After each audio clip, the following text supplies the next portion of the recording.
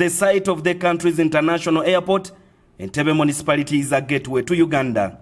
The town, which is located on a peninsula on Lake Victoria, has established itself as a leisure and entertainment destination, especially for Kampala residents who go there to enjoy less hectic pace and to relax on its several beaches. However, like every other fast-growing urban center in Uganda, Entebbe faces certain challenges which its leaders need to grapple with. After the forthcoming elections, Entebbe will be among other municipalities that will be elevated to a city, thus creating more challenges, expectations and obligations from its leaders. 8 candidates are vying to represent Entebbe municipality in Parliament in 2021. But what do Entebbe residents expect from the person that will become their member of Parliament? Entebbe, as the oldest town, needs a leader with a voice that can reach nationwide, a voice that can be listened to. Baba tuse mu Parliament tateesa buteesa nti abeereri yerooleza ebyokuteesa abenga akomawo eno ng'ebintu byateesa abijja mu ffe abantu. According to the incumbent Rosemary Tumusime, another term would see her complete most of what she and NRM party promised the people of Entebbe in 2016. So I'm seeking a second term to see how we can help our people transit from the municipality that we have been to get into those other areas of Kasanje, of Sisa, probably where there is land. If we can encourage investors to come to this area and we have industrial parks, maybe we'll create employment and this will help our people. However, since Tumusime is standing as an independent after losing in the NRM primaries, she will not have her party backing, which complicates her plans to fulfill pledges made while standing on NRM ticket. When things don't work out the way everybody expects them to work out, then that disagreement has to be there.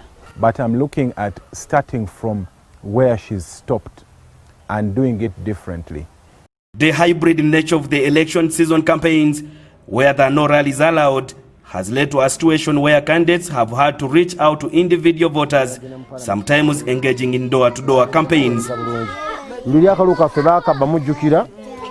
However, some voters have complained that the same messages keep being made each election cycle and very little is ever done. An example is the rehabilitation of the Chigung Road. Given the fact that Entebbe is a peninsula, it has one access and one in route to Entebbe. The moment we get a fatal accident, either at the airport or after the airport, you might find that we are trapped, that there is no any other access or exit route which is safer.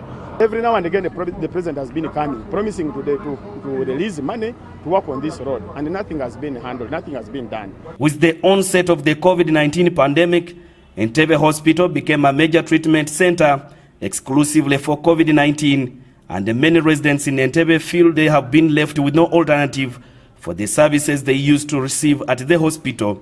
The candidates have different answers to the locals' demands. Entebbe Hospital was gazetted for the COVID-19 patients, and yet in Entebbe municipality we have an isolation center. So when people fall sick in that area, they have nowhere to go.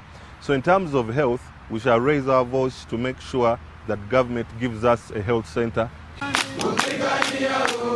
Because of the strategic nature and the fact that it's where State House, the presidency's official residence, is located, there is a large military presence in Entebbe.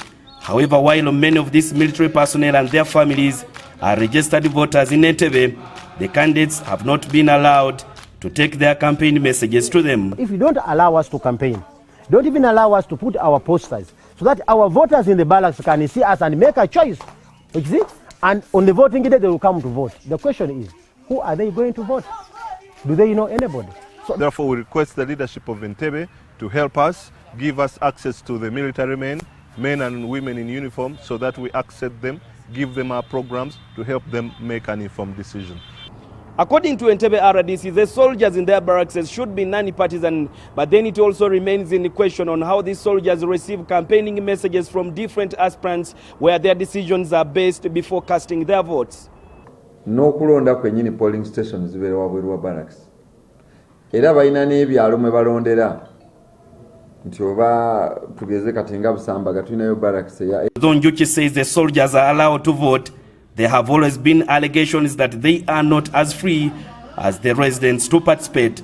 The RDC also warned the candidates that because of the nature of how Entebbe was built and the fact that it is important to maintain unhindered access to and from the airport, the campaign processions will not be allowed as they might cause costly traffic jams. It remains to be seen which of the candidates will carry the day come 14th of January 2021. Kaman Ivan Walnyolo, NTV in Entebbe.